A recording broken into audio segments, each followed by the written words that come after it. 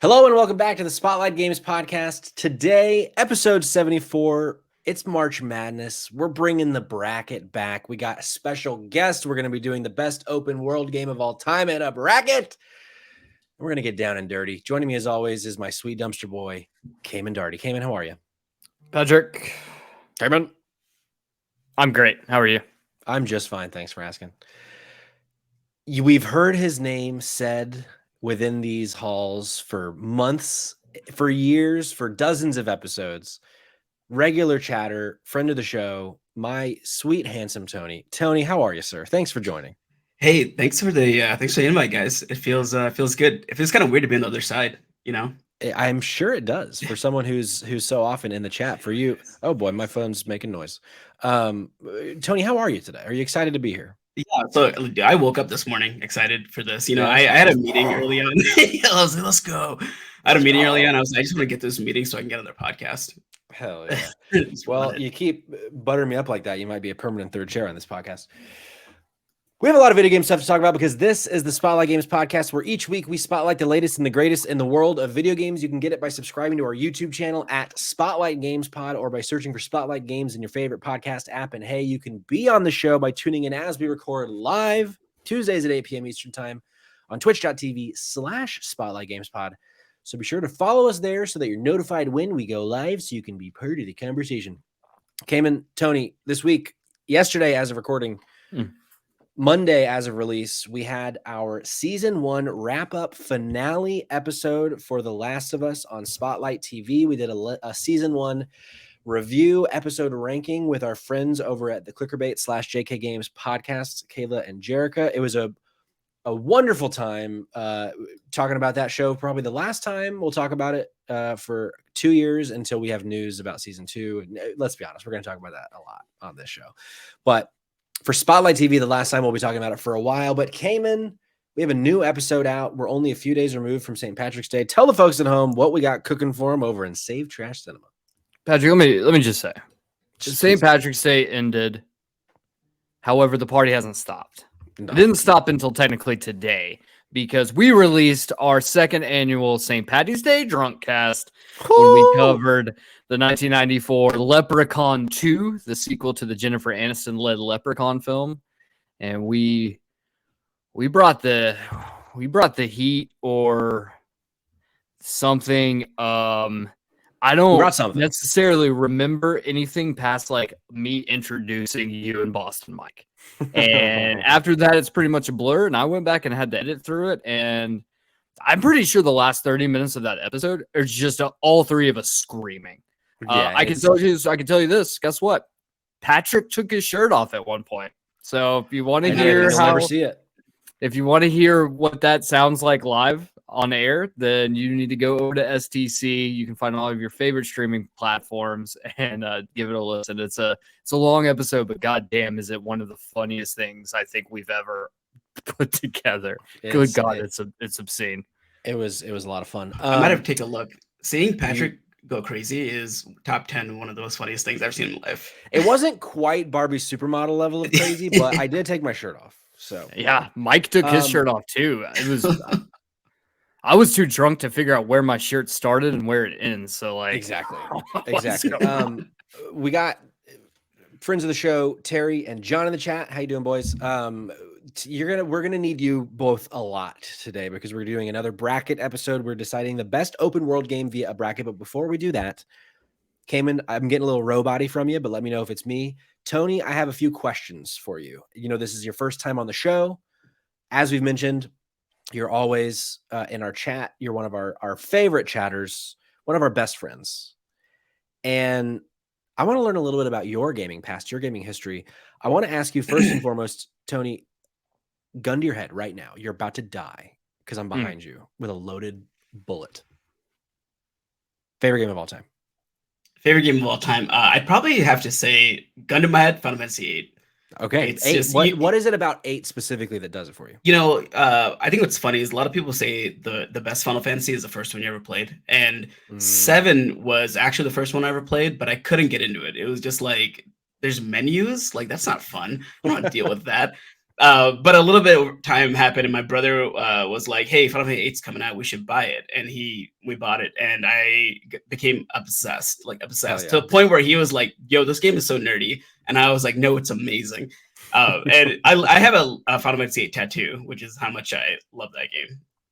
It's just like, are you willing to show us right now, or is it? Yeah, I have a shirt you on, can't so see? no. But No, you that's guys have okay. seen it all the time, so Sure. I don't even know if you've noticed. I forgot about it, but I remember. Yeah, right. Tony, what have you played most recently in your life?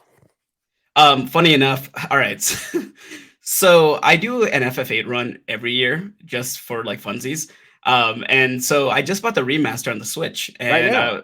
I was like, yes. So I'm actually at the very end of the game. I'm like slowly running through it, doing all the side quests, and I was like 100% it every time. But I'm at the very tail end of the game, about to fight like one of the side bosses, and Sure. but yeah, like I should have finished it last night, but I got tired. I was like, let me just go. Yeah, well, you need your beauty sleep. I get it. Yeah, absolutely. Tony, do you have a game of the year so far this year? Or and if no, what was your favorite game of last year? Yeah, I was gonna say I'm also playing Tiny Tina's Wonderland, which is phenomenal. I that's probably my favorite game of last year. I'm a huge Borderlands fan. That's just like the shooting, the looting, and the humor is just like right up my alley. It's like sometimes I'm crying laughing because it's so good.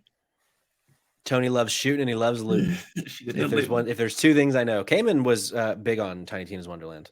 Yeah, no, maybe at some point in the near future, the three of us can all take our shirts off and play some Tiny Tina's Wonderland together. Maybe nothing would make me happier. I agree. It's Patreon exclusive, just a photo of the three of us shirtless playing Tiny Tina's Wonderland. They'd eat it up. I mean, I'd eat it up for sure. OnlyFans material for sure. These psychos. If you've been a part of one of our bracket episodes before, you know that they tend to go a little long. So Cayman and I are going to talk about what we've been playing next week, but we'll probably be talking about Chia. We'll probably be talking about Resident Evil 4 by that point. So next week we'll catch you up on what we've been playing. I think it's time to just jump right in, gentlemen. For those of you who, if this is your first bracket episode with us, we have compiled with the help of our audience. Let me remove this so that you can see Tony's face if you're watching on Twitch or on YouTube. We have compiled 64 open world games with a little help from our audience and a little help from just the three of us as well. Let's also drop the logo. I've broken them into 4 brackets: the main quest bracket, the collectibles bracket, the side quest bracket, and the 100% bracket. What we're going to go through. There's an odd number of us, so we're going to just talk it through one matchup at a time, decide which game gets to move on. The criteria here, it's going to be a little fluid, as it often is depending on the matchup. Is it just which has the best open world? Is it which is the best game? Which is our favorite? It's going to change as we go throughout because that's how these bracket episodes work. There's no specific grading curve that we're following other than that little voice inside our heads and that voice in our gut telling us Sleeping Dogs is the best open world game. The fact that we have Skyrim and Witcher 3 you're a psychopath. I specifically put some of these matchups in the first round to really just piss people off. Hell yeah. I'm here for blood, brother. And as always, if we don't necessarily have strong feelings about one of these games, I already see some folks in the chat that have been popping off. We will turn to you in our times of need to guide us and pick the right game to move on. Gentlemen, is everything clear? Do we all understand what we're doing? Yes. I'm gonna go take our display names away because when it makes your screen a little smaller, Tony, I'm losing some of that beautiful face of yours. Yeah, I was trying to move myself, but I don't have a streaming setup like you guys. We all know who we are. We don't need to. We don't need to keep it up the whole time. So let's jump in. The first bracket, top left, the main quest bracket. First of all, what do you guys think about my little cute names I gave you? Yeah, I love that, actually. It took me a minute, and I was like, wait, what are these? And yeah, I love that idea. Pretty good, right? Really good. I do love it. So let's just jump right in. Let's rip the Band-Aid off. Some people might have said that these were locks for the Final Four, but they can't be locks for the Final Four when they're up against each other in the first round, and that's Skyrim and The Witcher 3, baby. I love chaos. I love violence. You do love violence. I love it. Cayman, does one just jump out to you out the gate here? Yeah, yes, actually. Everyone's gonna hate me, or there's probably gonna be some people who hate me when I say this, but like for me, this is an easy lock for Skyrim. Like The Witcher John 3 says is an Skyrim all day. amazing game, but Skyrim is just something on a completely different level. I can every time I play Skyrim, like I actively avoid playing it again because I've played it so many times. Also, because I know every time I play it, I'm going to dump 100 hours in. Sure. The Witcher 3, on the other hand, you know, I picked it up the other day, played it for like 15 hours, was like, all right, this is all I need. But like Skyrim, I can never put that shit down. So for me, I'm going Skyrim.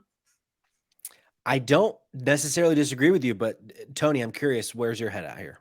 You know, I love The Witcher 3. I think we've talked at length about how phenomenal that game is, but I think I might have more hours in Skyrim than like any game of all time. And I currently have a Skyrim run where I have like 750 mods like running simultaneously. And it is just and it's peak. It's so nice. And Skyrim is so moddable. You can do pretty much whatever you want. It's like unlimited replayability. And the world is super interesting. Like there's books that you can read, like set up libraries and stuff. It's just kind of wild.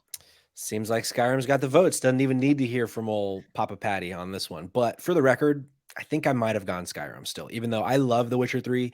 But I think you can't necessarily deny what Skyrim did to this genre and how. I mean, you can fucking play it in like 90 different ways, like on different consoles, not like just different ways, but in that too, like there's, John says replayability is unlimited. Like you can do so much in that game. So yeah, I'm Skyrim with an easier win than I thought it was going to get, but that's the way the news goes. Matchup number 2, Mafia versus Sleeping Dogs. So we've dropped considerably already in terms of you know tier strength.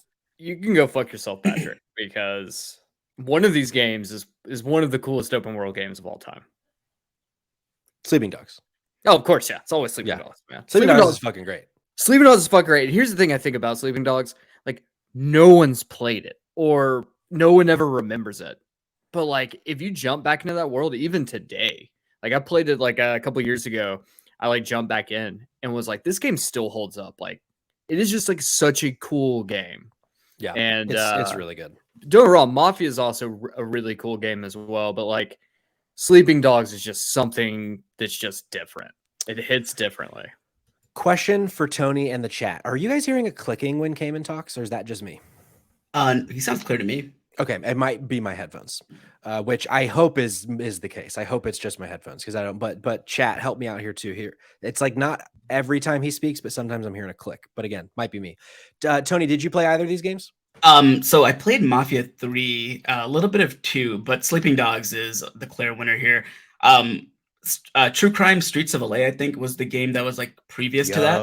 And I love that game. And then this is pretty much that, but way better. And like way better setting, way better shooting.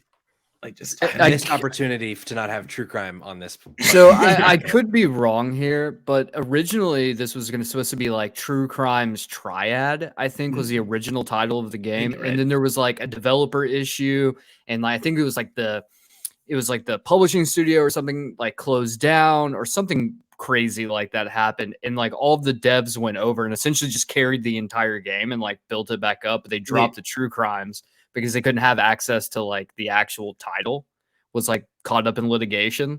But like this was supposed to be a True Crimes game. Yeah, I remember that exact story, and that's why a lot of the mechanics feel really similar. But the pacing in Sleeping Dogs is so good, and the story is just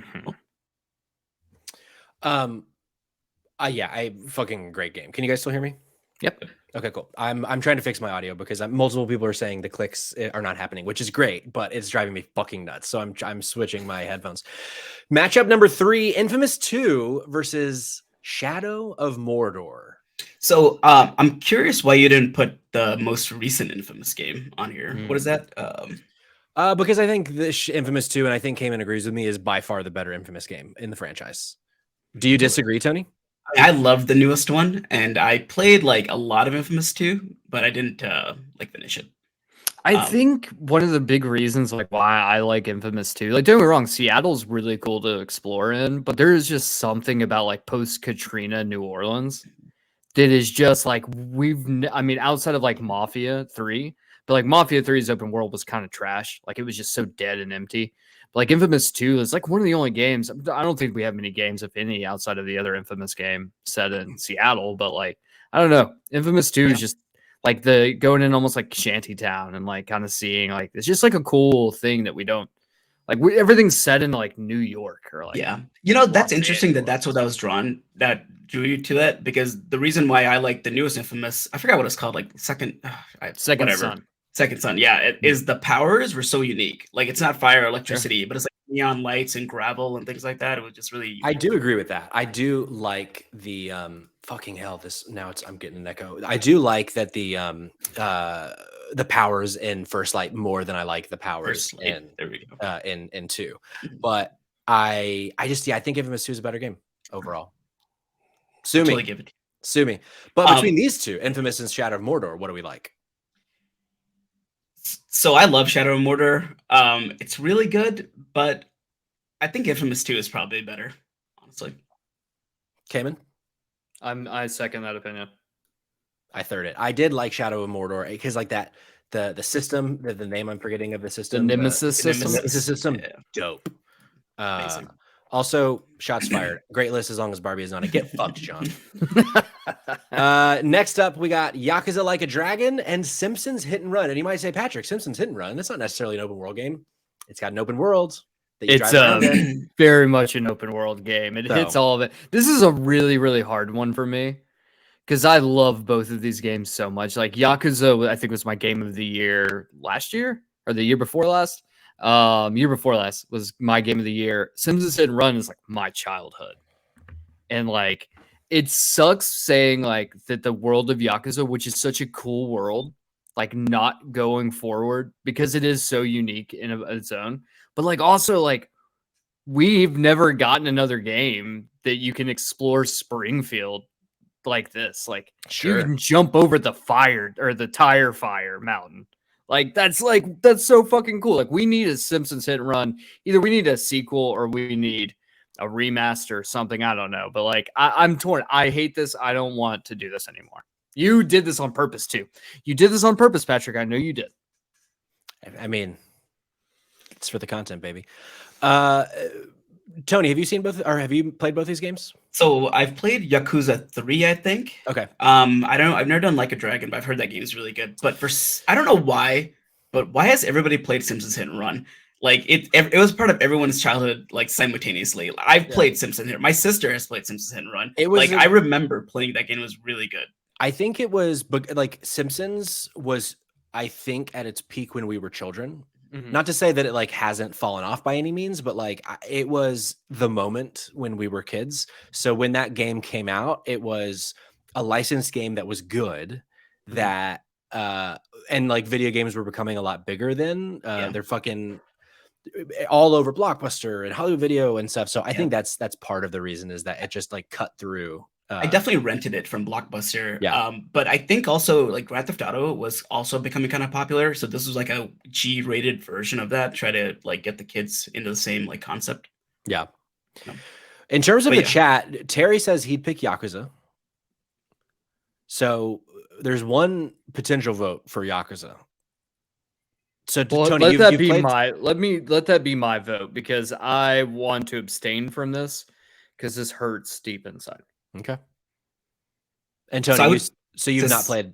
Oh no, you said one of them, 3, I think. That's one right. Of them, that's right. That's right. But I'd say Simpsons Hit and Run because honestly, it was really good. People love that game so much. I think there's like a self-made remaster online somewhere. I think I'm going Simpsons Hit and Run. You know what? Here's the thing. I understand. It's an amazing game. I actually was the one that recommended it being in the bracket. You were the one who decided to put it up against. You're just a spiteful asshole. I'm naughty. Boys, I'm going to be back in about 10 seconds. The clicking is still happening. I'm going to try leaving the studio because I'm about to rip my skin off if I keep hearing this clicking that you guys aren't hearing, thankfully. Man. All right. Well, now that he's gone, Tony. Yeah, let's go fix this bracket. Yeah, Jesus Christ. That was just fucked up, okay? Just super fucked up that he would start us off like that. Skyrim against Witcher 3, that was just coming out the gate. Oh, God. Yeah. I haven't heard any clicks yet. Better. Well. Oh boy, there it is. Okay. Oh wait, I did. Well, no, that's right. Okay. Next up, our 5th matchup: Dying Light versus Borderlands 1. I make the distinction because we might see more Borderlands later on this list. Okay. I'm going to start us off here. Okay. I thought Dying Light was really fun. I thought it was cool to mix like parkour with like a zombie situation. I also really loved how the mechanic that it's a lot more dangerous at night. Once the sun goes down, they're more powerful. That like the loot you get is stronger. But Borderlands, when it came out, I think was something so different that we had never seen before.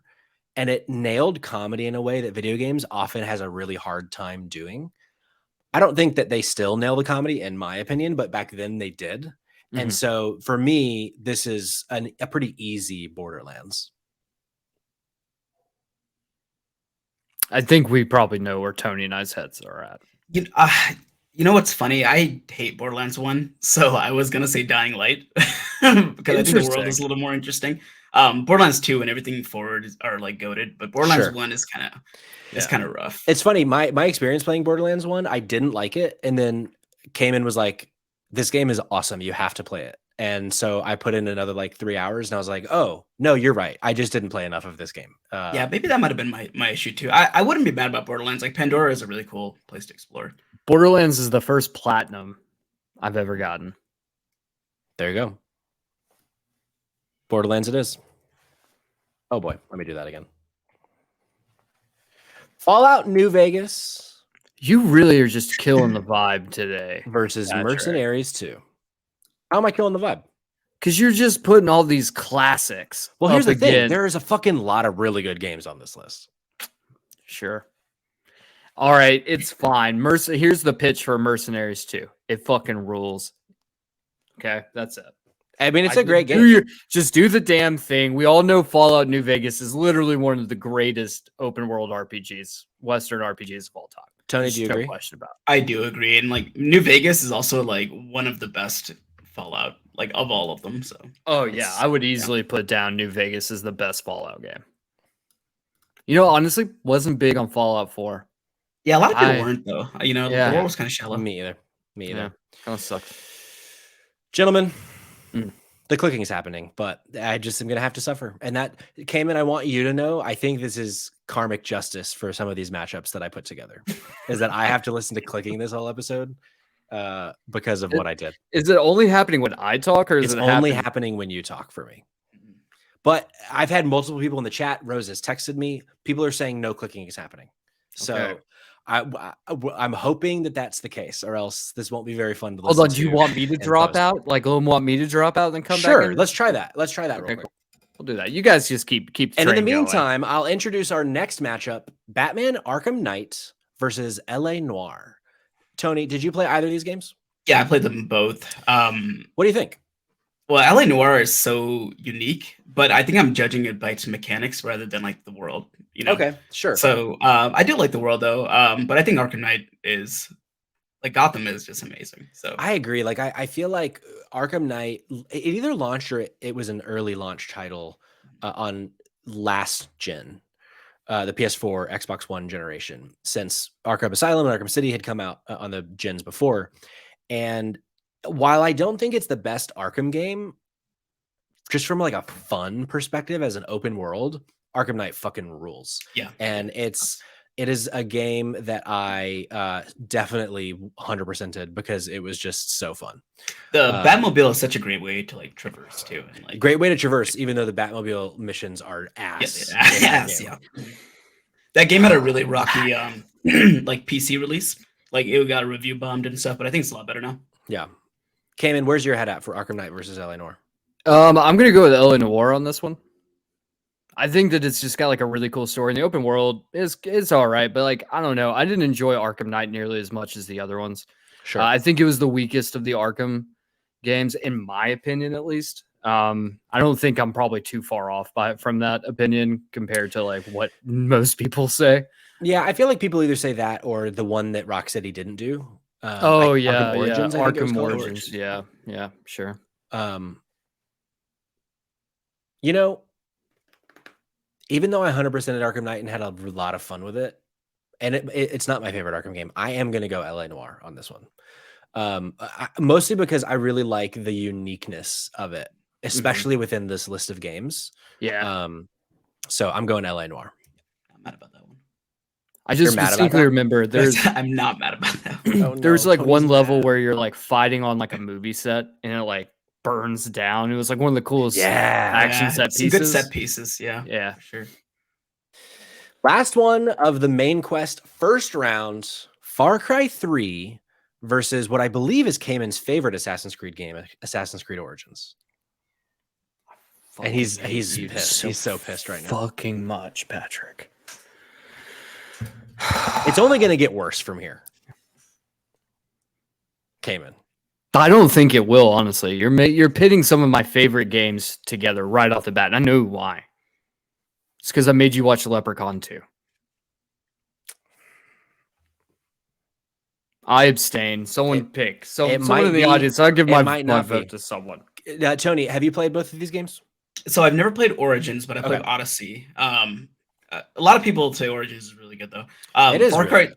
Far Cry 3 is my favorite Far Cry of all time. It just like they went from 2, which is meh, to like 3, which is just amazing. It's fantastic, and you keep wanting to play it because you want to kill. You want to get to the end because you want to see a satisfying ending. So, also the world is fantastic. So I'd say Far Cry 3. And then like the second half of the game, the other island opens up, and you're just like, oh my god, there's a whole another place. And it was the breakthrough role for Michael Mando from Better Call Saul as Voss. Mando. He's in Better Call Saul. Oh, he's in Better Call Saul. Okay. Yeah. I'm pretty sure his name is Michael Mando. If not, well, I fucked up, boys. I'm going to go Far Cry 3 here. I really like Assassin's Creed Origins, but for me, I think it's my favorite setting in an Assassin's Creed game, but that was the first time that they changed the formula, and I think they learned a lot by the time Odyssey came out. And Far Cry 3 is just fucking great. And Cayman, since you abstained, the first person, it is split. I didn't notice that John also said AC Origins. So I'll make it easy and say Far Cry 3.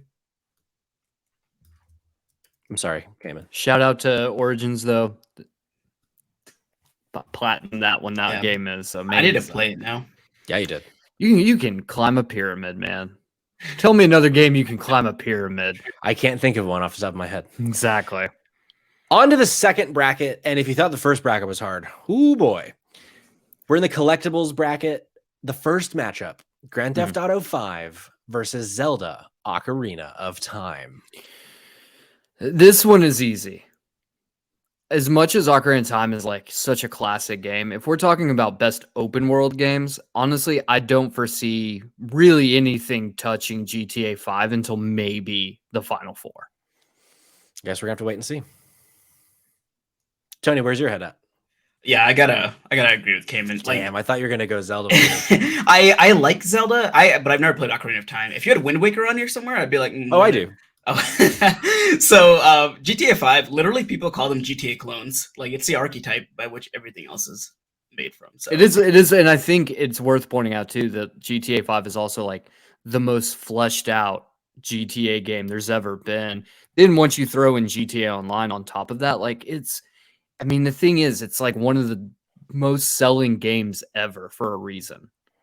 It is what it is, boys. And it ain't what it ain't. And it ain't what it ain't. Next matchup, Outer Wilds versus Beyond Good and Evil. Another, we went from 2 Titans to 2 good games, but not nearly as strong as the other 2. I'm curious, Cayman, did you ever play Outer Wilds? No, I played Outer Worlds, and I fucking hated that game. Yeah, glad that's not here. Tony, what about you? Did you ever play Outer Wilds? I played a little bit of Outer Wilds, and I put it down, but I'm not a huge puzzle gaming kind of guy, and it was heavily, but it was really good. I remember like exploring, and it was like very tight, really good systems. I've watched people play Beyond Good and Evil, but I don't do spooky games, so it is a little spooky. It's got like some fantasy spooky. spooky. Yeah. Is it Beyond Good and Evil the one that's like the dude with the like detective, or am I thinking about a different game? The dude with the detective. This one, you play as a girl named Jade, and her partner's a pig. So yeah, definitely not the same game. It was Are you on thinking of GameCube. Murdered Soul Suspect? It's not on this bracket. But also, yeah, wow, way to jog my memory about a game I forgot about. Hey, that's okay. So do either of you have any strong? I mean, it came in. You said you haven't played Outer Wilds, but you did play Beyond Good and Evil, right? Yeah, I was a big fan as a kid of Beyond Good and Evil. I mean, here's the thing though, like that I could just be jaded over the fact that like I played one over the other, and I just name dropped the main character of the game. So There you go. Her name was Jade, Tony. Yeah, I'm like Googling this game because I don't know what it. Great game. I would say Outer Wilds because it was just such a unique and like cool game that I actually never finished because it's a little difficult to figure out like the puzzle of it all. As you mentioned, Tony, not a big puzzle fan, but it's a really special game. Like when it sings, it sings. However, I won't be upset if we end up going Beyond Good and Evil kind of by default here.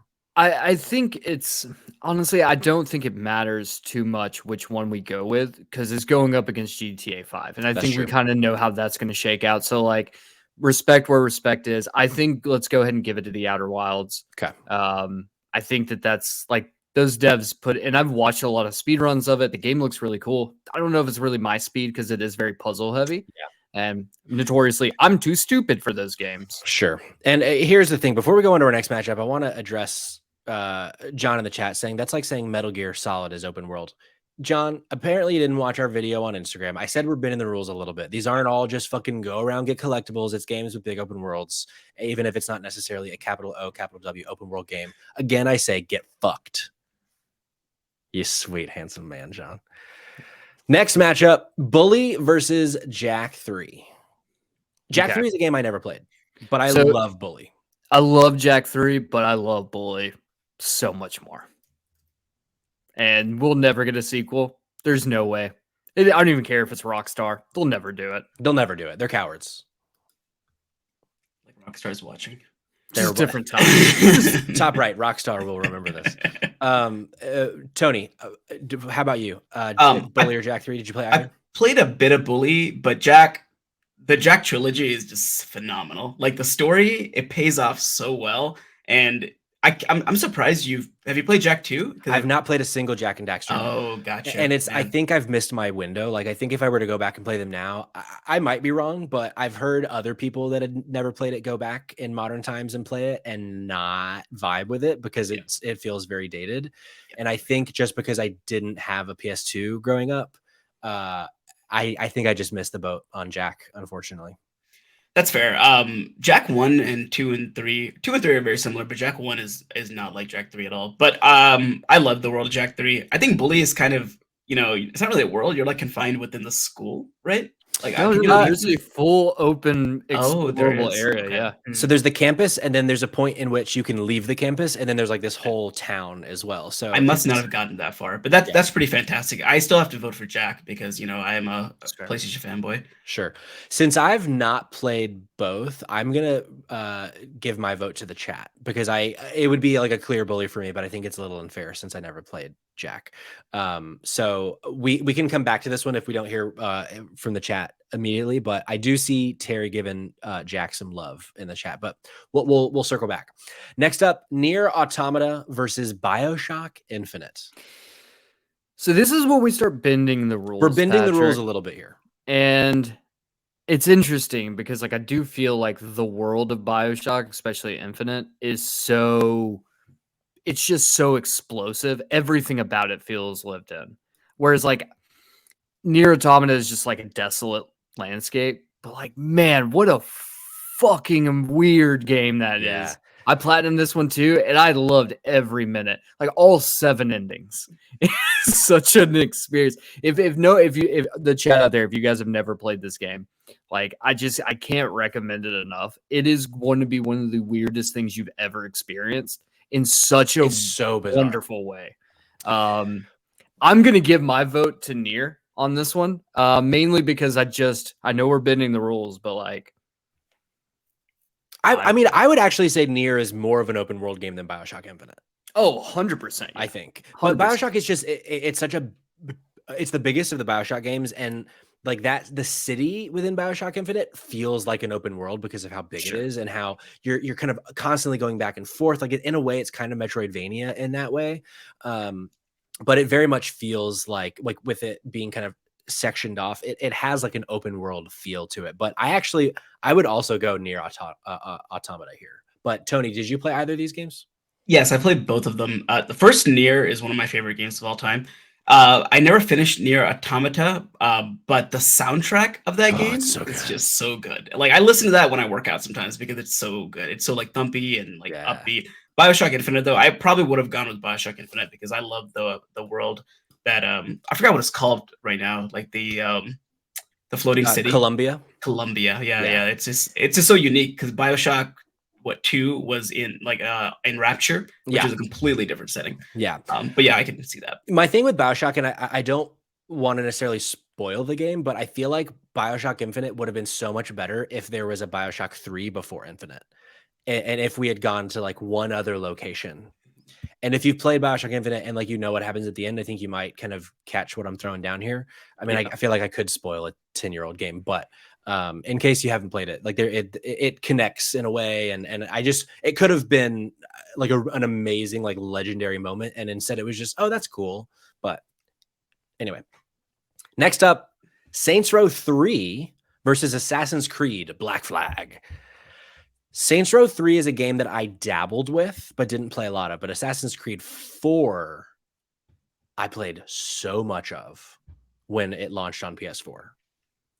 But Tony, I'm curious if you have played either of these games. Yes, they're both phenomenal games. Saints Row 3, I think, is the best Saints Row that like ever came out. 4, what took it just a little bit too far. You had didn't even need to drive cars at some point, so you're just like, what's the point of even vehicles? But I agree, Black Flag. Sea shanties, man. Shanties. Like that's all you gotta you blow the man down. Like I can run with that all day long. Just came in. I can't believe there's a button to not have them sing. Like who wouldn't want them to sing? It feels a bit like a hate crime. Yeah. Toward sailors in a way. Cayman, where's your head out here? I'm gonna out myself. So I was never really big into Assassin's Creed until Origins. I played all of them to varying degrees of enjoyment. Black Flag, honestly, was the one I've enjoyed the least. Really? I don't know why. The sea shanties part's cool, but I don't know what it was about Black Flag that just didn't hit with me. You would think pirates and shit, that's cool as hell, but I don't know. It didn't, I don't know. I just didn't jive with that game. It didn't really jive with the games up until, man, and trust me, I tried really hard to love Assassin's Creed 3 so much. Assassin's Creed 3 is not great. No, 3 is the one with where they're in the US, right? Yeah. And that game wraps up Desmond's story. Yeah. And so it's cool. I think a lot of these games up to this point are really cool. They're revolutionary. I mean, we have Assassin's Creed style games because of Assassin's Creed, but I don't know. It wasn't until Origins that something clicked. I think it was maybe the addition of the RPG mechanics, or the fact that I think Origins was the first game you could crouch in. That you weren't in tall grass, and that also was something that fucked with me. Right. I love Saints Row. You guys know I love Saints Row, but I'm cool with bowing out of this because if you guys I understand that Black Flag was kind of where this new version of Assassin's Creed was spurned out of Black Flag. Yeah, right? It kind of walked so that Origins could run. Yeah, so I'm totally cool with that. But I do want to give a shout out for piggyback off of Tony. Yep. Saints Row 3 is great. Only because you're cool with it, I'm gonna lock it in with an AC Black Flag. But because you've been hurting so much so far, I was gonna give it to Saints Row 3 just so that you wouldn't walk away from here cursing my name. But I have your blessing. So last couple in the collectibles bracket, we have Horizon Zero Dawn versus Dead Island. And the reason I picked the first one instead of Forbidden West is I feel like even though on this podcast we were very clear that I think kind of as a whole we liked the second game more, I feel like there was something more special about the first game with it being so different when it was released. And I also kind of feel like in a way that the first game has more of a unique open world when you compare them to each other, and that there's a little bit more of I don't know. I kind of had this feeling that the locales in the first game felt a little more memorable to me than the locales in the second game, but that might just be me eating my own bullshit. I don't know. But Tony, Dead Island is a game I played at your house once. Do you remember that? Oh, I do remember that. Wow, that was a fun evening. I feel like there were various levels of legal intoxication. Right. But I'm curious I if forgot. where you would fall in this debate. I'd say Horizon Zero Dawn easily. It's just like Dead Island was cool, but it's an island. You've seen it before. Horizon Zero Dawn, it's like whoa, like post-apocalyptic, pre-apocalyptic. What's going on? Like there's Post-apocalyptic. yeah, there's robot dinosaurs. Like I'm sold. And it was good. They did the world really well. Like Yeah. everything was really interesting, fun to explore. So, and I'm glad you didn't say Forbidden West because I don't have a PS5 and I never There you played go. it. See, I did it for you, Tony. Cayman, where's your head at on this one? So I'm going to go with Horizon Zero Dawn, but I do want to point out that there was an amazing trailer for Dead Island, and there's actually, you can go and actually find the dead little girl from the trailer, and you can find the hotel room that the dad gets like tackled out of. You can find that hotel room and you can actually like see. So I thought that was a really cool Easter egg, but yeah, it's Horizon Zero Dawn. Sorry, I just want to throw that one thing out there. That is cool, for sure. Next up, Cyberpunk 2077 versus Burnout Paradise. And this is one I think we can definitively say Burnout Paradise is an open world game. Oh, yeah. You're driving around in paradise, fucking doing races and fucking burning people out, Cayman. But where are you at on this one? I love Burnout Paradise, but I think a lot of people maybe were turned off by the fact that like Cyberpunk didn't run really well at launch, which is totally fair. They burned a lot of people with that. But the open world of Cyberpunk is so fucking cool. It is one of the coolest open world games that I think exists. Like, I don't think we've ever really even had anything like this by even like a mile away. Sure. This game is it's just the open world is where this game like breathes. And for that, I'm 100% giving mine to Cyberpunk. Tony, did you play Cyberpunk or Burnout? Yeah, I played them both. So Burnout Paradise, not so much, but I played Burnout Takedown, which is like so good. I like Cyberpunk a lot, and I agree with Cayman. The world is amazing, but it ran like garbage on my PC. Yeah. And I know it ran like garbage on a lot of consoles too. I think they've done a lot of patches since then, but I got to give it to Cyberpunk. It's just like, yeah, the world's amazing. It's like really interesting. Burnout's soundtrack was phenomenal though. So good. Bring back Burnout, y'all. Please. I'll give all my money. Yeah, I'll depending on next round, I'll talk about my spiel with Cyberpunk, but it's got the vote, so it's moving on. Final matchup in first round of the collectibles bracket, we got Fallout 3 versus Sunset Overdrive. I'll go ahead and say Fallout 3 is who I'm voting for. I liked Sunset Overdrive, but I never finished the game. It just like it didn't keep me coming back, even though like it felt good, it was fun. But Fallout 3 is a really special game. I've talked about it before on the show, but I think it's so good. Sunset Overdrive walks so that Spider-Man could run. Exactly. Or swing. Hey.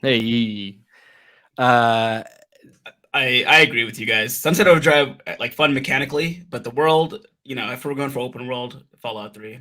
All right. If it is to be said, so it be, so it is. Let's move on to the side quest bracket. For the sake of our audio listeners, I'm going to read all of the names in this bracket before we go through all of them, so you're not just waiting in anticipation. We have Breath of the Wild, Darksiders 2, Star Wars Jedi Fallen Order, Borderlands 2, Fable, Metal Gear Solid 5, Arkham City, Assassin's Creed Odyssey, Psychonauts, No Man's Sky, God of War, Mario Odyssey, Final Fantasy 15, Red Dead Redemption, Spider-Man, and Grand Theft Auto Vice City. A lot of titans in this one. But let's start us off with the first matchup, which is Breath of the Wild versus Darksiders 2. You did it again. What did I do again? You know what you did, Patrick. You took one of my favorite games and you put it up against a game that you know is going to win. And I hate you for it. You don't know that I'm going to not vote for Darksiders 2? I know you're not going to vote for Darksiders 2. Tony, where's your head? I will.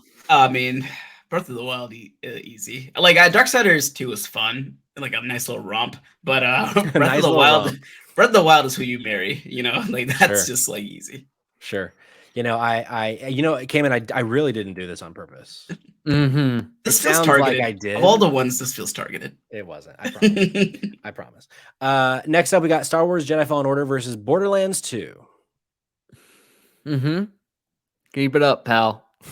I know where you fucking live. Yeah, you do. Why don't you come over here and give me a spanking? Tony, have you played both? Well, you said Borderlands 2 earlier. Did you play Jedi Fallen Order? I did play Fallen Order. It was it's a Souls-like, and I'm not a huge fan of Souls-likes, Borderlands 2 is my favorite Borderlands of all time, so I really got to give it to Borderlands 2. Borderlands 2 has 1 vote. Cayman, isn't it so nice when we ask a guest like if they played it, and like every time he's like, I played these games. Isn't that so nice? It is nice. Cayman, where's your head at? Oh, that was a sly comment. Look, Borderlands 2, to piggyback off of Tony, is also my favorite Borderlands game. However, I honestly think that Jedi Fallen Order has like a cooler open world and a cooler world to explore in.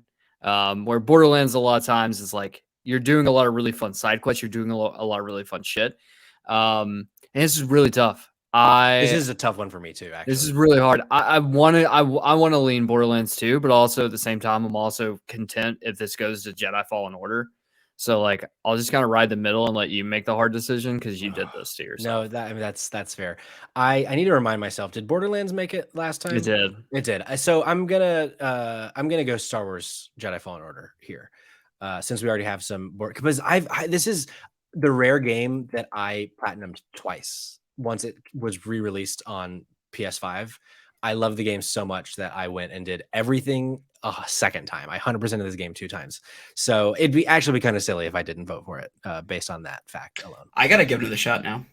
It's so good. I cannot wait for the sequel coming out in like. You can play it on easy mode, and it's not as punishing. But it's punishing for my morale. You know what I mean? My dignity. Don't play Elden Ring, man. Jesus, you will not enjoy that. Next up, we have Fable versus Metal Gear Solid 5: The Phantom Pain. This is actually, Cayman, if it makes you feel any better, this feels like what last one felt like for you, because these are 2 games that I really want to move on. And I know I'm the first Fable. The first Fable. I know that I'm usually in the minority on Metal Gear Solid 5, but I think it's like, in terms of an open world game, its gameplay loop is like nearly perfect for me, and it's so fucking good. But Fable's so good too. Tony, where's your head at? I did not like Fable 1. I think Fable 2 is a superior Fable, but Metal Gear Solid 5 open world is fantastic. Like the stealth mechanics are like refined to a T by that point. Like I played a lot of the Metal Gear games, and like everything is perfect in Metal Gear Solid 5. Like it's the espionage game. I agree with Tony. Let's go. At least it's going to get at least 1 win, and that I can be happy about. Arkham City versus Assassin's Creed Odyssey. 2 games that a lot of people say are the best of the franchise. A lot of people, not everybody, but a lot of people. Cayman, I'm interested where you fall between these 2 games. So this is actually going to be shocking. I actually hate Assassin's Creed Odyssey's open world. Interesting. Okay. I spent so much time just in a boat trying to get to every island just so I could get a checkpoint, so I never had to go in a boat again. Like I was so frustrated by like that, the fact and I think this is where Assassin's Creed starts to fuck up for me. Like it was such a small window. Sure. With just like Origins. I liked Valhalla more than I liked Odyssey, because I think like Valhalla still is a massive map and so much to do in it, but Odyssey was just so spread out. And I think this is where they're started to like, they're making things too big to a point that it's like, okay, I'm so overwhelmed by everything that like, I don't know what to do. And I eventually just give up. Sure. And also, when I played Assassin's Creed Odyssey, if I went to one portion of the map, it crashed every single time and I could not fix it. So I ended up not being able to even finish the game. And with that being said, I actually did enjoy it. This is like the only Arkham game that I like is Arkham City. It's so good. So for me, I'm giving my vote to Arkham City. Okay. Tony, what about you?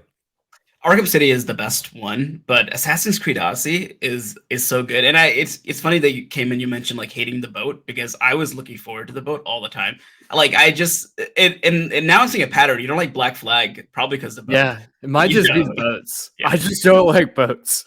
So, and Assassin's Creed, I mean, Odyssey is just like, it's so interesting, the lore, the storylines, everything. And did Origins have the Nemesis system too, like Odyssey did? It kind of did. It wasn't quite as robust as Odyssey's, but it was there, if I'm It not was mistaken. much more manageable. It was much than more Odyssey. manageable. Really, I love the unmanageable nature of getting hunted by like 4 people at once. Sure. And it was just so much fun because I'd just be doing some random crap and then 5 people would just roll up on you. And I guess I gotta fight these dudes. Tony, I'm curious, did you play as Cassandra or Alexei in this game? Do you I remember? played as Alexei, and like, not to be sexist, because I always play FemShep and Mass Effect. I just like the voice of Alexei better. Okay, because Cayman, you also were Alexei, weren't you? Mhm. I had a working theory that maybe if you played as Alexei, you didn't like it as much, but because I played as Cassandra and I loved it, but I hear a lot of people talking about how they didn't like Alexei. So here's the thing. I had no qualms with Alexei as a character. I had no qualms with him. I put 60 some odd hours in the game. When you can't beat a game though, that does leave a sour taste in your mouth. I get it. And I get this where it's like, yeah, this sucks, and like this is very insular to like my situation, but also as we discovered, and I need to talk to my therapist about, I don't like boats. Sure. So big anti-boat agenda coming. I'm in. an anti-boater. The oceans are now battlefields. I won't even motorboat, guys, if you know what I'm talking about. I read that once. So Tony, what did you come down on an official ruling between the two? I say Assassin's Creed Odyssey. So I got to split it here. Yeah. So Assassin's Creed Odyssey of the modern Assassin's Creed games is my favorite of them. But I'm having trouble going against, like, because I'm pretty sure, let me double check here. Yeah, that would be both Batmans going out in round 1, and I just don't know if I can let that happen here, because I feel like Arkham City in the 360 generation was such an important game because it took that franchise to a new level. And I don't know. I think I'm going to give it to Arkham here, even though, and I'm kind of surprised that I'm doing this, but that game rules. Yeah. And not to say that Odyssey doesn't, but I do think there is more bloat in Odyssey. There's more, that is a game that can be like 170 hours, and that's just absurd. Like that is just too much for one game in this structure. That's when it started to get just too big of a game, because by the time Valhalla comes around, it's like, why is this so fucking big? I can't believe how big this game is. Next matchup, Psychonauts versus No Man's Sky. This is another one of those Psychonauts kind of bending it a little bit, but I feel like it's that same kind of BioShock Infinite thing where like there's enough big open spaces that even though it's all kind of broken up into like their own levels, each of the levels is like its own little mini open world. Mm-hmm. So that's why I wanted to include it here. I could have included Psychonauts 2 because that really is just an open world game, but I do kind of favor the first one selfishly. Tony, have you played either of these games? I have. Psychonauts is really good. It has a cult following among like a lot of people, but I just, wasn't big into it. Yeah. I don't even like No Man's is the thing. Yeah, 100%. I hate despise children. No Man's Sky is a weird game. It's like decisive, but recently the developers have done a really good job to add a lot of content in it, and it's very unique. Like I don't know very many games where you can just go out. Besides, like I think there's like Star Citizen and stuff that are like sort of similar, but yeah, it's just unique. So I would have to go to No Man's Sky. Cayman, how about you? Yeah, this is a tough one. I haven't played the updated, so No Man's Sky Next, which was the big update that like introduced all the stuff they promised when the game launched. I played it on launch. Actually, I played your copy, Patrick. Oh yeah, that's right. And did not vibe with that game at all. Whereas Psychonauts, I love Psychonauts. But then we come down to the conundrum of, is it an open world? I would say Psychonauts 2 is an open world game. Psychonauts 1, I don't know, but like this is tough. I don't know. Should we just say it's Psychonauts 2 then for the sake of Yes, just say it's Psychonauts 2 and then like give me that. I'll vote on that one. Okay. So yeah, we'll say it's Psychonauts 2 because there is a game in the franchise that is legitimately open world. So I wanted to be selfish. But so if it's between Psychonauts 2 and No Man's Sky, I agree that as many times as I've wanted to go back to No Man's Sky, the launch version of it left such a bad taste in my mouth that I've just never had like the courage to go back, partially because I had that physically, which, as I lent it to you. And then I think I gave you, or you might've given it back to me at some point. Like that game is no longer in either of our possession anymore. I don't know where that game went. I don't think it was traded in, but, and I don't want to buy it because now it's so successful. It's like never less than like $40. So I'm like, I'm not going to do it. But so Psychonauts, is that game for PS5 or is it only is. PS? Okay. Mhm. Got it. Yeah. And I think they even released a patch for PSVR 2, I think. Like it's kind of like Skyrim wise, it's like everywhere. The same kind of thing. Yeah. Next up, God of War 2018 versus Super Mario Odyssey. I'm going Mario Odyssey here, fellas. Okay. I obviously love God of War. I think its open world is fantastic, but there's something about Mario Odyssey's open world that I think is just so like infectious and fun. And like, I love the hat mechanic, and God of War has found a lot of success in these past brackets. And I'm not necessarily holding that against it, but I feel like if we're just saying open world versus open world, I think Mario Odyssey's is more like traditionally fun. And that's how I'm feeling right now. I'm feeling fun, boys. I'm content with that. I will second you. Tony? Dang, I gotta say God of War. I mean, just you say like I've seen God of War in these brackets, but I'm pretty sure I've seen Mario Odyssey like quite a few times in these brackets as well. Or like Nintendo stuff that we've done. Nintendo in the past. stuff. We have skewed Nintendo recently, but that's but Mario Odyssey wasn't included in that. I last mean, Nintendo you guys could competition. have bucked the trend if you would have went with Darksiders too, but no, we have to go with a game that people like. Fuck you guys. I mean, if you throw me $5 right now, I'll switch to God of War for you, Cam. I can Venmo you right now, bud. Final Fantasy 15 versus Red Dead Redemption 1. Tony, This is John Marston here. This is John Marston here. John. Yeah. So Final Fantasy 15 is hot garbage. It's gonna be all Red Dead Redemption. You're the one that told me to put this on the bracket. It's open world. Here's the thing. You know what's funny? I actually really like Final Fantasy 15. Dude, the car. Why can't you skip past the car scenes? Yeah, the car scenes were a bit much. This goes Red Dead 1 though. It's all day.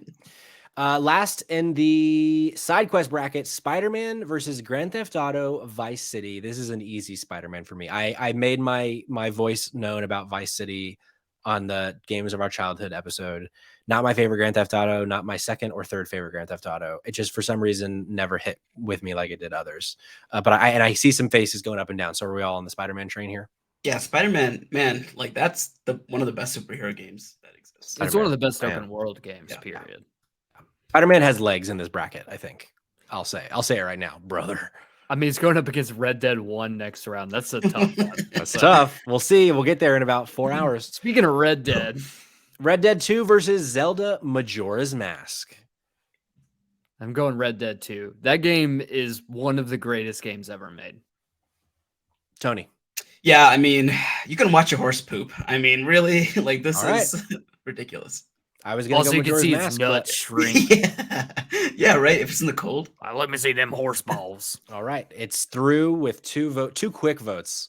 I love the speed because I just looked at the clock. Oh boy. Need for Speed Underground 2 versus Dead Rising. Cayman, you were a big Dead Rising fan. I am, but I'm going with Need for Speed Underground 2, baby. Let's go. Tony? That's the one with Riders in the Storm, right? Yes. Yes.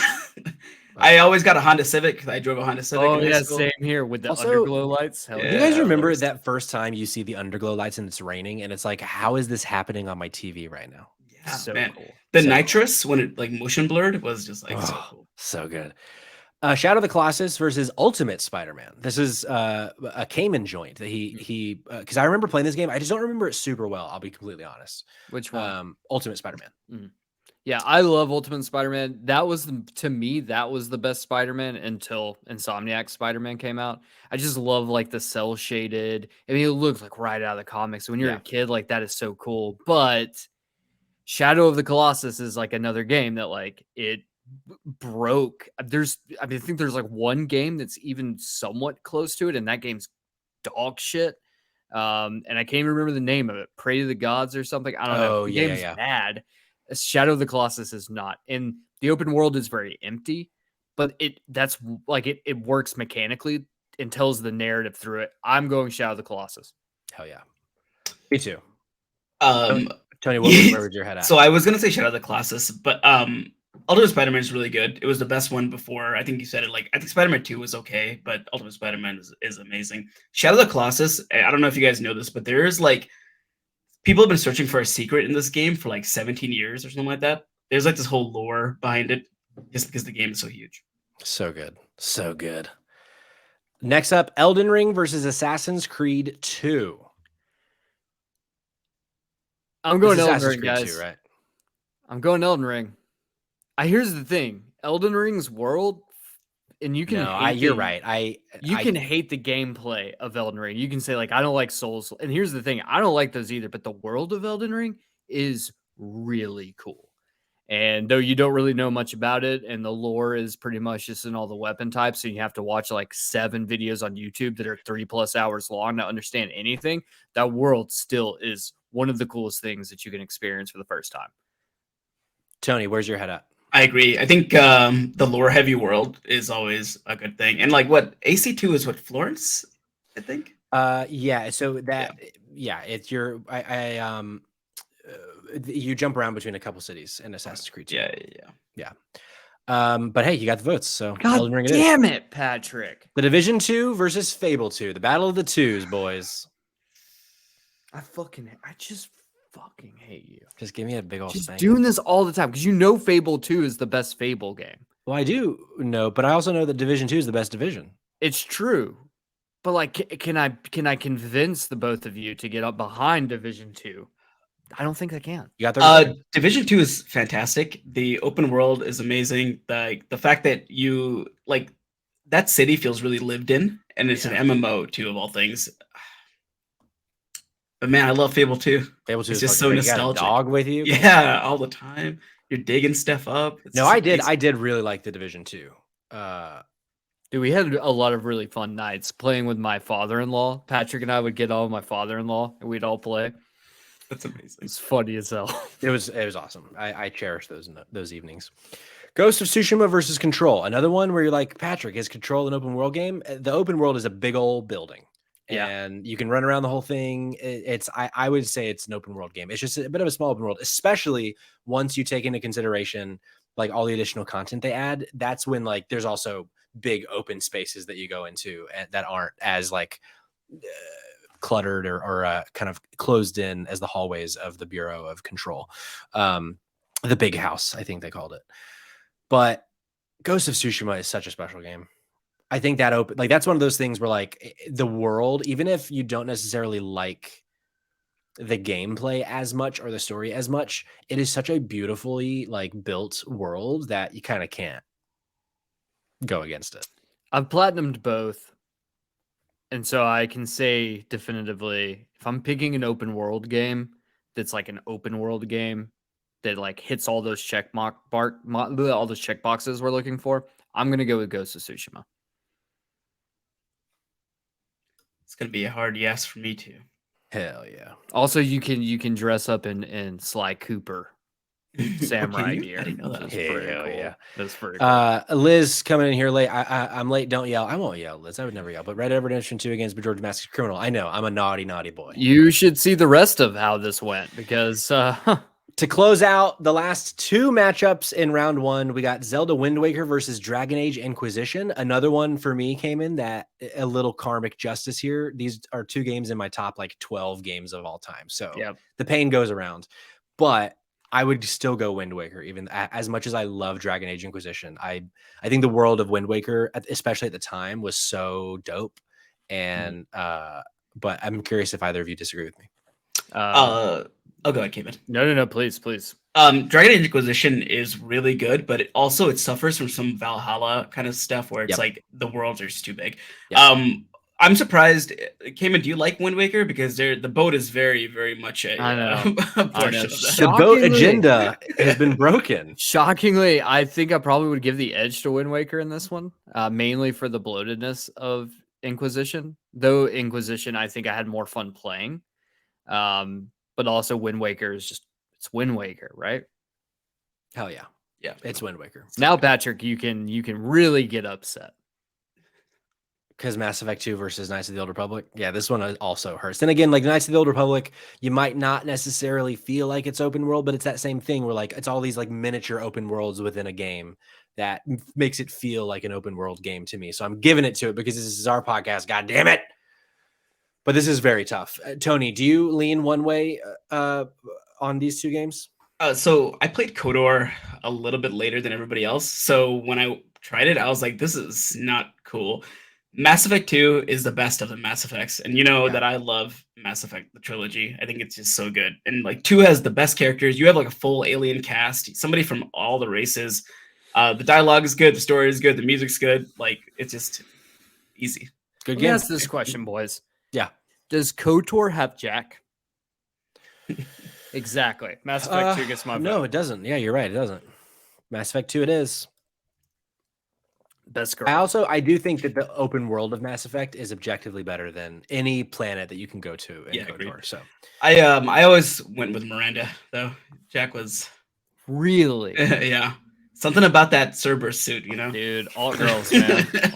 Naughty boy. All right, that's the end of round 1. We are on to round 2 at just over an hour, which I feel like is normally the first round usually takes about an hour. So I feel like we're kind of on par, but we can start kind of zipping through these now that we've mostly given our spiel for each of these games.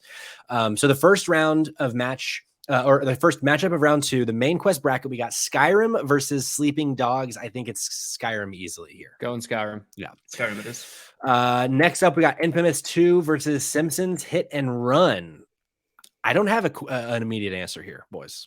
I'm going Simpsons Hit and Run, guys. I agree. Simpsons Hit and Run. Let's go. Borderlands versus Fallout New Vegas. This one is also tough, but I am going to go Fallout New Vegas. I'd say Fallout New Vegas as well.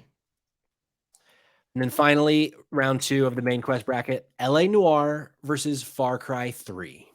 I'm going Far Cry 3 here. Same here. Me too. Overall, wow, we were all in. Well, outside of maybe Simpsons Hit and Run, we were all in on all of that. Yeah, we're in the pocket, baby.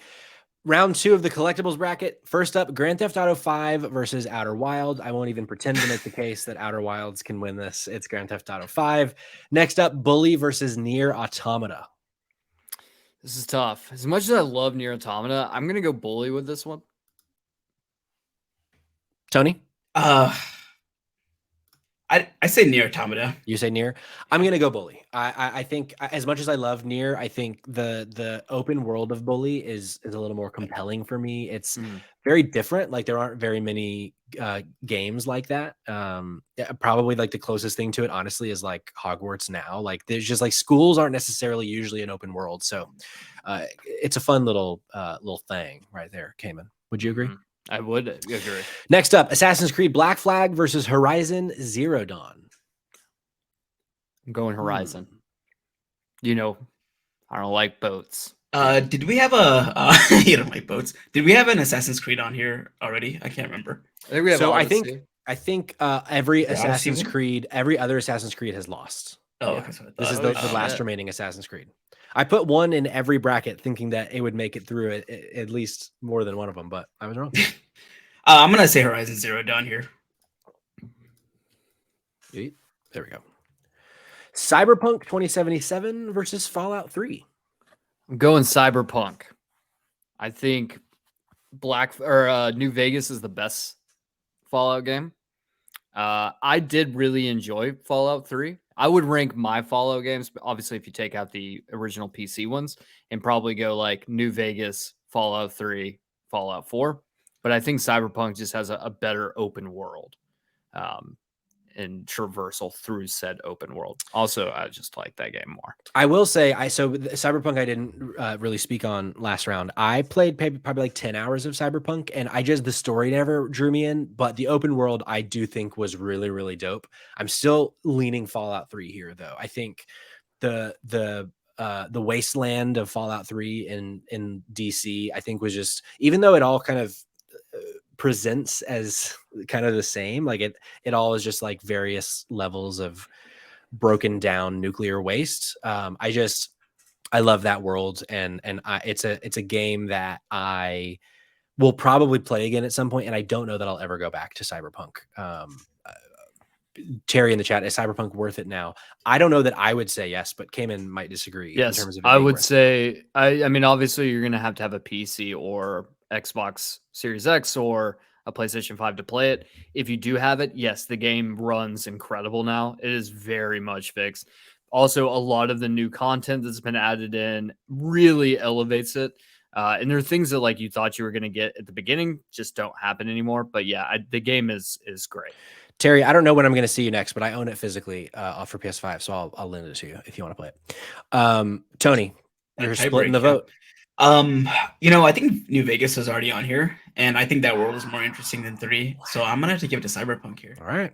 I mean, you gotta say, like, you got rid of Division 2, which to me is a better DC.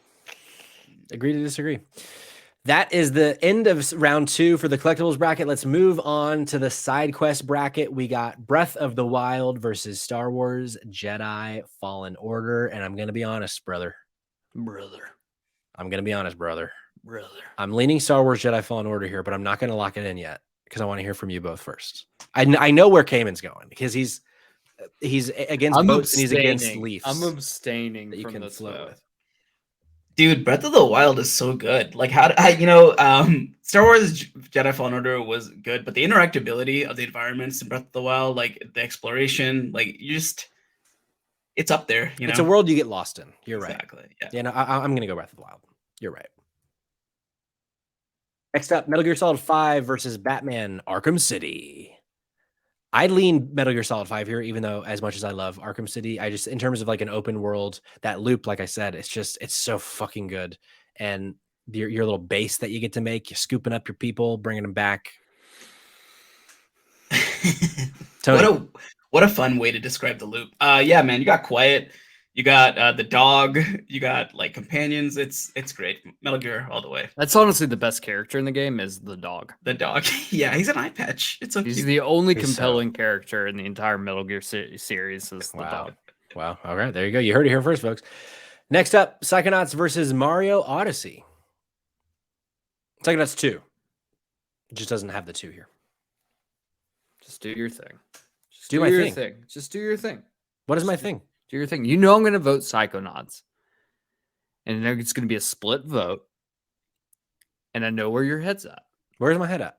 You're going to go Odyssey. You love throwing the cap. Mario Odyssey is a it's game. It's me. Tony, where's your head at? Probably Mario Odyssey. I mean, I haven't played either of them very much, but Mario Odyssey I definitely enjoyed more.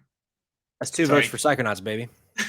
Oh. I like Mario Odyssey, but What? I'm going Psychonauts here. I was just blanked out there waiting for you to move on. I didn't even realize that you agreed. I'm going Psychonauts, baby. Can you believe it? God of War knocked out round 1, and Psychonauts is the game that lives. Yeah, that's ridiculous. Red Dead 1 versus Spider-Man to end the side quest bracket. Well, there's nothing cooler than the moment when you enter into Mexico and it plays that incredible song, and it just is so fucking amazing. Spider-Man is just the best version of New York City there's probably ever been. I don't disagree. Tony, where's your head out here? I agree. I mean, I love John Marston, but I'm an Arthur Morgan kind of guy. Swinging around New York City as Spider-Man, just nothing feels as good as that. Yep. Nothing in the world. Cayman. Mm-hmm. Final round 2 bracket, the 100% bracket. We got Red Dead 2 versus Need for Speed Underground 2. Come on, girl. I'm going to go with Red Dead 2 on this one. Tony? Yeah, also, what a weird couple of games to compare to each other. I know, right? Red Dead 2 for sure. Yeah, for sure. For sure. Shadow of the Colossus versus Elden Ring. I'm leaning Shadow of the Colossus here, but I will understand if we go Elden Ring on this one. I'm going Elden Ring. I really like if there was any like outside of spite, which there was a lot of spite on me platinuming that game. I would say, and honestly, I think it might be the last game I have platinumed, which is crazy to think. It might have ruined me on platinums, but I will say like it was the world that like outside of spite, it was the world that kept me going. Also, like it's just if you're gonna play a Souls game, like this is the Souls game to play. Sure. There's just no question about it. Like this is the best Souls game. And for me, I'm sticking with Elden Ring on this one. Okay. As much as I hate it. Tony, what about you? Yeah, Elden Ring it is. Yeah, Elden Ring it is. I like Shadow of the Colossus, but the world in Elden Ring is. Yeah, you're right. You're right. Next up, Fable 2 versus Ghost of Tsushima. This is a tough one. I feel like they're all various levels of tough, but Tony, you've already said you're a big Fable 2 fan. Did you play Ghost of Tsushima? Yeah, I did. That game is fantastic. I gotta say Ghost of Tsushima though, for the similar reason of like, it's just very well lived in. It just feels good. It's also just really fucking cool. Like, God, I mean, how many games like that? How Assassin's cool Ninja? is it just swipe on your little touchpad Yeah, to and play the a little wind flute. shows you where to go? Oh, at the time of the flute playing. I It's think like that's the coolest thing in the world, man. Like literally like- like probably the coolest game mechanic ever made. That's what I like. I think that's the thing with the Elden Ring, that like it's cool that like you don't see is there's no markers on the map. You just go where you go. And I think Ghost of Tsushima does it better, where like there's no markers on the map either. The wind directs you, which I think is such a cool mechanic. Yeah. But The thing about Ghost of Tsushima is that technically they are on the map. You just don't see them. But like when you say what you're looking for, the wind will take you there. So it's a much smarter way of making you not feel like you're a fucking idiot, because in Elden Ring, you have to like get out your fucking charcoal and like mark it or like on your own fucking personal map. And I'm like, no, I'm here to play. I'm not here to be miserable. Yeah, it's true. Do you have I'm to playing find that charcoal? No, I was just saying. Thank God. Oh, okay. Well, you were just saying. I was like, Like, doesn't you make bring out sense. your own physical map and get your charcoal out. And start When you working on it. start the game in Elden Ring, your map doesn't even show you where you are. It's just this empty. So you have to find map markers while exploring to open up chunks of the map. So the whole thing is like, the way I did it was I was like, fuck that nonsense. I know some people are going to do this shit, but like I just went straight to IGN. I looked up a guide and I said, where are all the map markers? And I just went there as quickly as I humanly could just to know where I was. So I kind of cheated a little bit, but if I ever go back to Elden Ring, I'm doing the exact same thing. You know what these bracket episodes do to me, Cayman? It just makes me want to play all of these games again. And like, I just physically can't do that. Like I can't go and play Ghost of Tsushima again right now, but I really want to. I really want to play Red Dead 2 again. I'm like, I will not put that game down. That game literally took me 8 months to finish. It's so fucking I cool. put 85 hours into Red Dead 2. Yeah. Last one of round 2, Wind Waker versus Mass Effect 2. This is like, I truly don't know what to do here. Because I love both of these games so much, but I do think that the open world of Mass Effect 2 is more compelling. Mm-hmm. I want to go Wind Waker, but my brain is telling me to go Mass Effect 2. Cayman, where are you at? Let me just say 7.4, too much water. Mass Effect 2. 7.4, too much water. Tony? Too much water. Mass Effect 2. Mass Effect 2 it is. And that locks in the 4 remaining competitors from the 100% bracket that we will get back to here shortly once we mosey on over to the main quest bracket for round 3, the Sweet 16, Skyrim versus Simpsons Hit and Run. Is this Cinderella story still living, boys? I love how Gaben came up with I want to Barbie this shit so hard right now, but there's 3 voices. I'm gonna go with Skyrim. Tony? Yeah, Skyrim all the way. I would have gone Simpsons with you. I would have done it. Dude, I don't think we could survive throwing another one like that at it. I don't know. Next up, Fallout New Vegas. Could you imagine the whole thing ends with what's the best open world game, and everyone's like, it's got to be Witcher, it's got to be Skyrim, it's got to be New Vegas, and it's like Simpsons Hit and Run. It's not too late. Fallout New Vegas versus Far Cry 3. I'm gonna go with Fallout New Vegas on this one. Yeah, I let Fallout 3 go for New Vegas, so I gotta. Yeah, you piece of shit. I do find it's fun that we're gonna end this top bracket, the main With quest 2 bracket, Bethesda with games. 2 Bethesda games. That's Of course. clever. We'll be back. Moving on to the collectibles bracket to get them to the Elite 8, we call it. Grand Theft Auto 5 versus Bully. Pretty easy choice for me, but Cayman, I want to hear from you here. Yeah, I'm gonna go with GTA 5. Yeah, GTA 5 all the way. I was going Bully, but all right. Dude, could you imagine we had Final Four Simpsons hit and run and pull? Yes, I could have imagined that, and I kind of wanted to make it happen. Horizon Zero Dawn versus Cyberpunk. Now that Fallout 3 is gone, this is an easy Horizon for me. Yeah, as much as I want to defend the fact that I think Cyberpunk has a cool, an amazing open world, I think Horizon's just a lot more fun to just go out and explore without stopping. Yeah, Horizon, they had an open world from the get, that was non-crashing and ran well, Sure. Yeah. That too. Breath of the Wild versus Metal Gear Solid 5 to be on the right side of the bracket. The side quest bracket is our first matchup. Breath of the Wild, Metal Gear Solid 5. I don't care. Next. Tony, where's your head at here? I'd say Breath of the Wild. Yeah. Yeah. I mean, Metal Gear Solid 5 is pretty good, but of the two, pretty good, he says. Yeah, and we lost Wind Waker earlier. So yeah, we'll go Breath of the Wild. No, it should be Psychonauts versus Spider-Man. As much as I love Psychonauts, I can't go against Spider-Man here. I can't in right conscience. Yeah. Honestly, I'm still surprised Psychonauts made it this far. Well, I'm so surprised you killed Fallout 3. Spider-Man it is.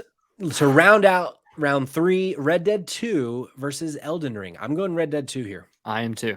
Yeah, definitely Red Dead 2. This is the hardest one here. I think. Ghost of Tsushima versus Mass Effect 2. This is very difficult. This could have been the finals, honestly. Yeah. I just, the one thing that Ghost of Tsushima I think has going against it is that by the time you get to the third island in that game, it starts to feel a little teensy bit repetitive. Sure. But it's still so beautiful and good. So I don't know. I'm a bit torn, but I think Mass Effect 2 obviously has the story bit going for it. I think the story in Ghost of Tsushima is very good, but being in control of everything between who you're friends with, who your party members are in Mass Effect 2, I think it's hard to make a decision is essentially what I'm rambling to say here, boys.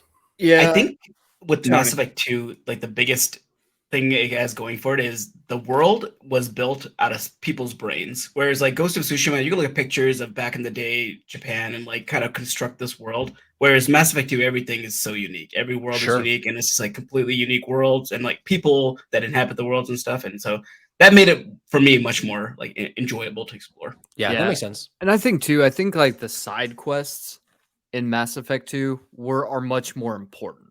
And that's the thing I'm looking for in an open world game. I'd give that to you. That kind of give me something to pull through. So I think I'm going to go with Mass Effect 2 as well. So I'm hearing 2 Mass Effect 2s. Is that correct? Mm-hmm. Got it. Mass Effect 2 it is. So we are down to our final 8. Let's do a little zoom out here because now we can view them all in one nice little breath of the wild. First up, Skyrim versus Fallout New Vegas. Something that I haven't really kind of discussed much during this episode because Skyrim keeps just so easily winning is I don't love Skyrim. And this kind of goes back to your point earlier, Cayman, about Assassin's Creed Odyssey. Yeah. My experience playing Skyrim was dog shit when it first dropped.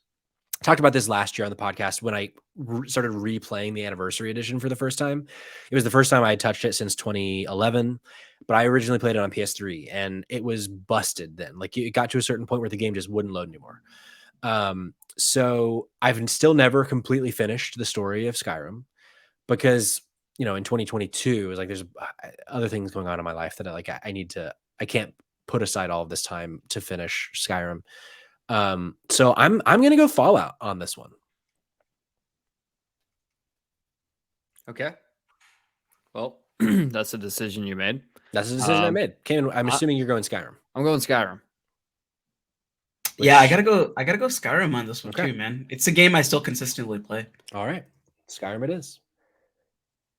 I made my case by saying I didn't like Skyrim, not why I liked Fallout New Vegas. I'll rethink that for future rounds. Good. In the collectibles bracket, the final mashup, Grand Theft Auto 5 versus Horizon Zero Dawn. look, here's the thing. As Here's the much as thing. I love Horizon Zero Dawn, I still think if we're looking at like, if I'm looking in my head and I say, Cayman, what is the open world? Like, what is an open world game? What do you think is the archetype of an open world game? It's GTA 5. That's just the way that I look at it. And that's so for that reason, I'm giving this one to GTA 5. I feel like it's the easy answer. Mhm. But Yeah, do I we say GTA. want to go with the easy answer? Or do we want to go with the right answer? Horizon Zero Dawn. We got fucking Robo Dinos. We got fucking Aloy with her bow sliding under the bellies of these T-Rex Atrons. You know, you raised a good point, Patrick. Can you zoom out? I want to see what other because you know what? Spider-Man's also in like, a cityscape. So I almost want to give it to Horizon. It's a unique environment. I mean, Yeah. it's got it's got that high level fantasy thing going for it. Sure, you don't got a guy in his whitey tighties on meth running around fucking with his four-wheeler running over people, usually women, because the game is incredibly sexist, Tony. Okay, Patrick. I think you're projecting at this point, Patrick. Maybe. Tell me about all the women you've hit with a four-wheeler. Those documents have been sealed. Okay, man, those documents have been sealed. No, Tony, are you going Horizon or are you going GTA? There's no wrong answer, really. Really? When you phrase it like that, it sure does feel like there is. Yeah, part of me wants to say Grand Theft Auto just because of the archetype, but honestly, Horizon Zero Dawn I feel like is a better open world. So I'm gonna go Horizon. Let's go. All right. Step aside, Trevor.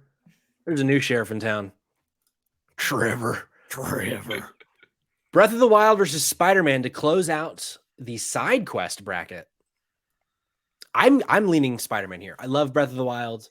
It has that magic of like just getting lost within the open world, but nothing feels as good. I feel like I said this about something different earlier. Nothing feels as good as swinging through New York City as Spider-Man. It's true. That's why I'm going Spider-Man. Let's go. Yeah, Spider-Man. Let's go.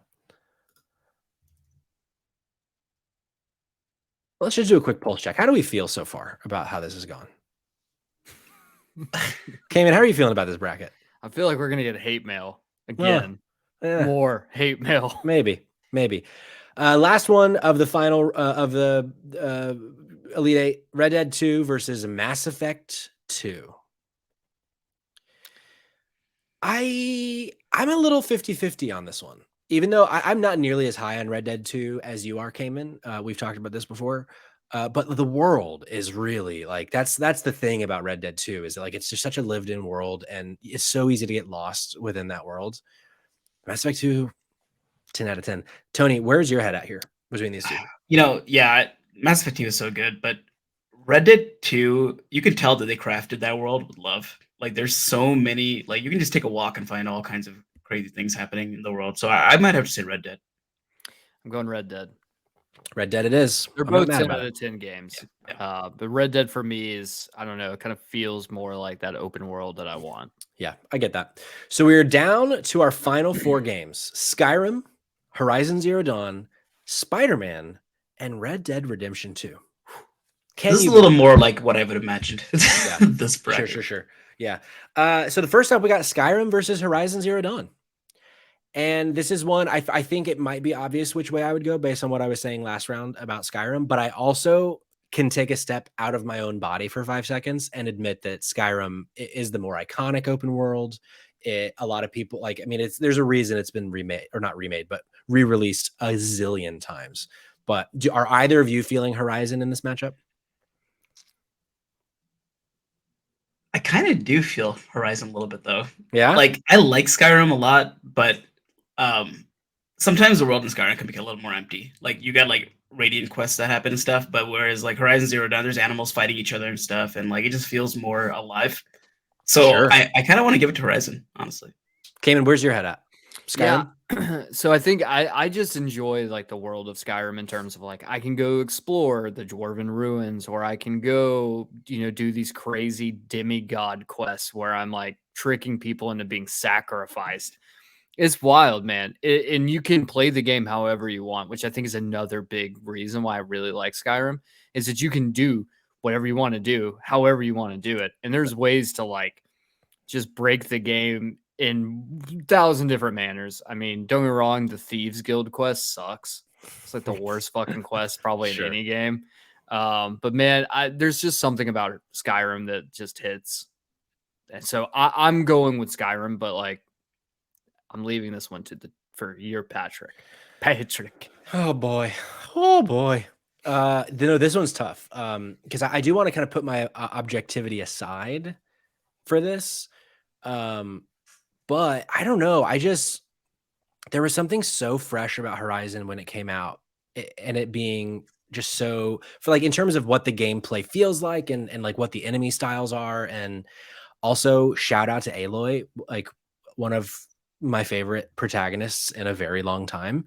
And it was so I remember so vividly learning throughout that game like what happened in the world and why this was like a post-apocalyptic setting. And it was just such a fun kind of mystery to uncover. And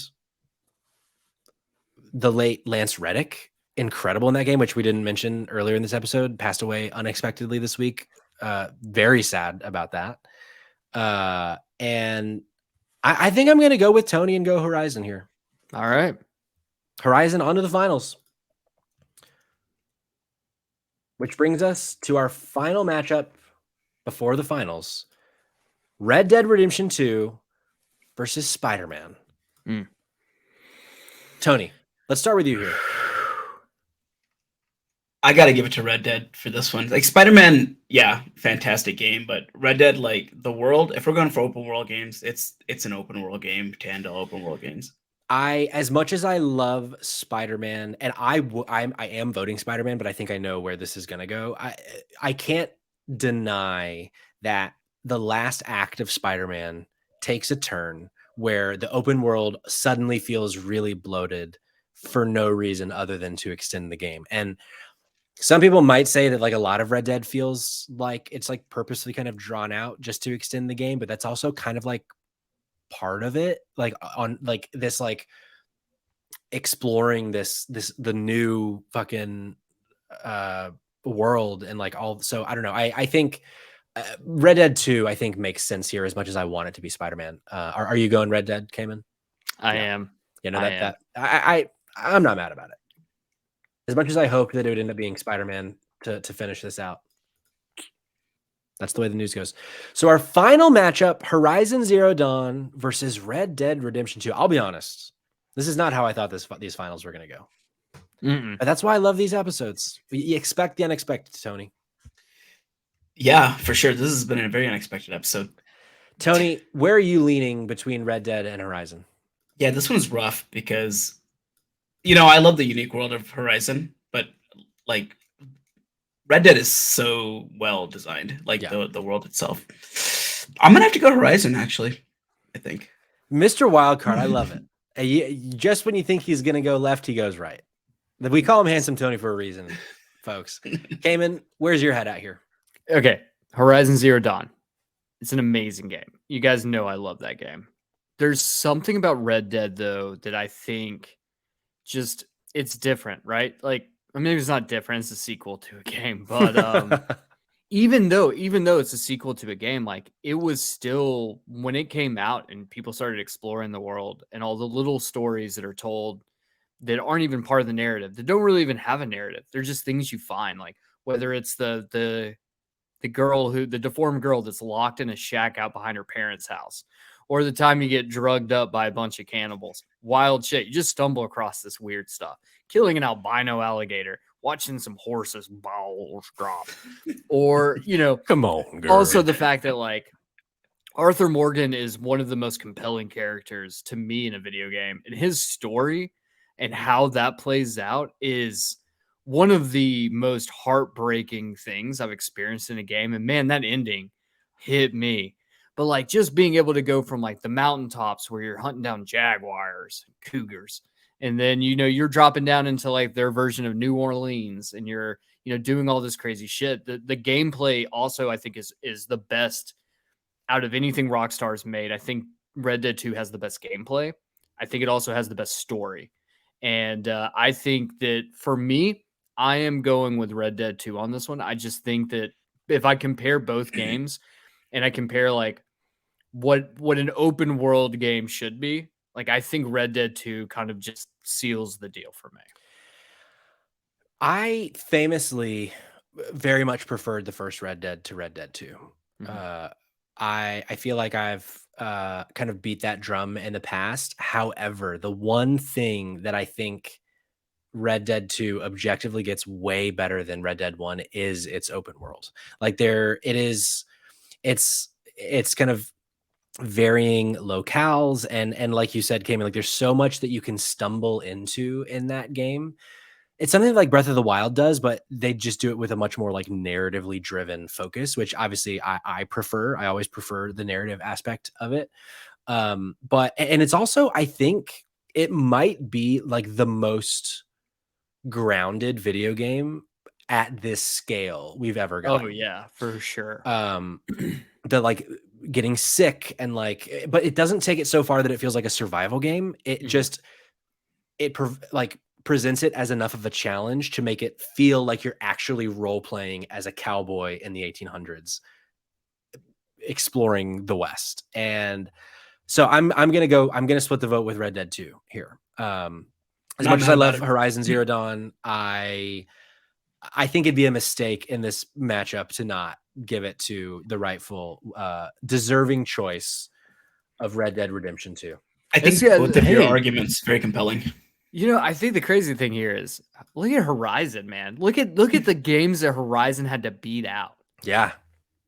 Like obviously Dead Island, that was pretty easy, but like going up against Black Flag and then going up against Cyberpunk and then going up against GTA 5, like Horizon had a damn ride. Honestly, I feel like it got lucky that Cyberpunk beat Fallout 3, because I think if it was against Fallout 3, I don't know that it would have moved on. But maybe I'm wrong. But hey. Still took out Skyrim, which is like a monumental feat. Hey, respect is due. I'm curious, if it had been Skyrim versus Red Dead, would we have still gone Red Dead? I would have gone Red Dead then. I probably still would have gone Red Dead. Yeah, I think so too. Yeah. Well, I definitely think Red Dead is the rightful champion of this. Yeah, that is actually a game that so many times it's come up on my PlayStation because I still have it downloaded. I'm like, do I want to do this? No, you're taking up 100 gigs on your PlayStation. Yeah. Yeah. I want to be able to go back at some point. I can't delete my copy either. So you have an external hard drive though, right? I do. Yeah. I have the 2 terabyte edition. Nice. Edition, not edition. Well, there we have it, folks. Red Dead Redemption 2 is, according to us, 3 fucking hooligans, the best open world game ever made. Let us know what we got wrong in the comments below, where you can write to us, mail at spotlightgames.net. You can DM us on Twitter at SpotGamesPod or on Instagram and TikTok at SpotlightGamesPod. Be sure to also follow us here on Twitch at twitch.tv/SpotlightGamesPod or over on YouTube at SpotlightGamesPod. Cayman, thank you for coming along this ride. I know I took 9 hours out of your Tuesday evening, but I'm glad you were here for it. I wouldn't have done this with anyone else other than you and Handsome Tony. Where can they find you online? Where can they find Save Trash Cinema? They can find me on Twitter at the Dumpster Boy. And if you're interested in Save Trash Cinema, which I hope you are, you can find it on on all socials at Save Trash Cinema. And once again, it is streaming every Tuesday. We have a new episode out every Tuesday on all of your favorite platforms that you listen to podcasts. Hell yeah. Tony, do you want anyone to be able to find you anywhere? Or is this just you're coming out of the shadows for this one episode of this podcast? Yeah, no, I pretty much have no online presence at all. But thank you so much for having me. Thank you for coming. I'm glad that you were able to finally join us. And hey, if you don't want it to be the last time, it won't be the last time. And that's really cute. I look forward to next week when I can heckle in the crowd. Hey, there you go. Well, until next week we'll talk about games that have come out and things like that. But hey, it's been a while. You're driving your car. You got a fucking orthodontist appointment to get those braces tightened. So we'll see you on the flip flop. Until then,